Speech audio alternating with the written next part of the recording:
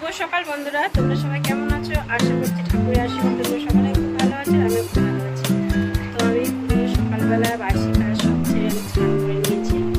তারপর চান টান করে আমি যাবো রান্নাঘরে রান্না করতে। রান্না হবে আজকে, সেটা তোমাদের সাথে শেয়ার করবো পুরো ভিডিওটা। আজ রান্না হবে হচ্ছে চিকেন, আর চিকেনের জন্য আমি এদিকে পেঁয়াজ কুচিয়ে নিচ্ছি দুটো। ভালো করে পেঁয়াজটা কুচে নেব, তারপরে আদা আর রসুনটা আমি ছুলে দেবো। এদিকে পেঁয়াজ কুচানো হয়ে গেছে।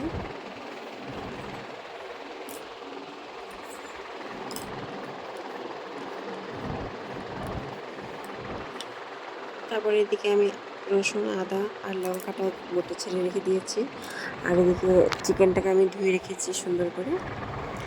তো এবার চিকেনটাকে একটু পেঁয়াজ, তেল, হলুদ, লবণ দিয়ে আমি মেখে রেখে দেবো, ম্যারিনেট হবে। সেই জন্য আমি পেঁয়াজগুলো এখানে দিয়ে দিলাম। পেঁয়াজটা আমি বাটবো না, তবে এখানে দুটো তেজপাতা চিড়ে দিয়ে দিলাম। তারপরে এখানে দিয়ে দিচ্ছি লবণ, পরিমাণ মতন লবণ। তারপরে পরিমাণ মতন হলুদ দিয়ে দেবো।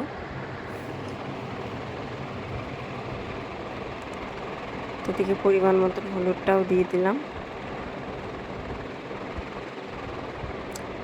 তারপরে সরষের তেল দিয়ে এবার আমি চিকেনটাকে মাখবো। আর চিকেনটাকে আমি হাত দিয়ে মাখছি। এখানে এখনো মশলার পেস্টটা দেওয়া হয়নি, শুধু হলুদ, লবণ আর পেঁয়াজটা দিয়ে তেল দিয়ে আমি মেখে রেখে দিচ্ছি। দুটো মাখা হয়ে গেছে। তারপর আমি এবার মিক্সারে মশলাটা পেস্ট করে নেব। রসুন, আদা আর লঙ্কাটা আমি দিয়ে দিচ্ছি।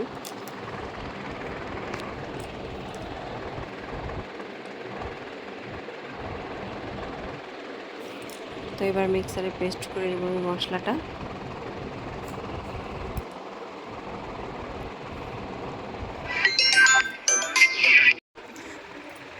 তো এদিকে মশলাটা পেস্ট হয়ে গেছে, এবার আমি মাংসের মধ্যে দিয়ে দেবো।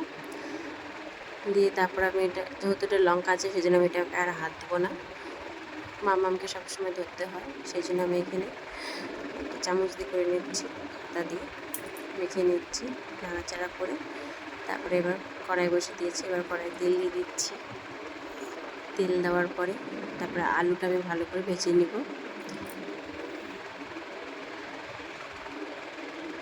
তো আলুটা ভাজা হয়ে গেলে তারপর আমি এদিকে চিকেনটার ফোড়ন এদিকে তেজপাতা, গরম মশলা আর গোটা জিরা দিয়ে দিলাম। দিয়ে তারপরে আমি চিকেনটাকে ছেড়ে দিলাম, দিয়ে এটাকে ভালো করে নাড়াচাড়া করে ঢেকে রেখে দিয়েছি। তারপরে দেখো দেখতে কত সুন্দর লাগছে। চিকেনটা কষা কষা হলে খুবই সুন্দর লাগে দেখতে। এদিকে আমার চিকেন কষা হয়ে গেছে, এবার আমি জল দিয়ে দেবো পরিমাণ মতন। তারপরে এটাকে জল দিয়ে ফুটে দিচ্ছি, তারপরে গরম মশলা দিয়ে তারপরে রান্না করে এদিকে দেখো মামার কাছে আসছি একটু শুতে, মামাকে ঘুম পাড়াতে। তারপরে সন্ধ্যা, তারপরে তো মাম্মাম ঘুমাইলেন না। তারপরে বাজে এখন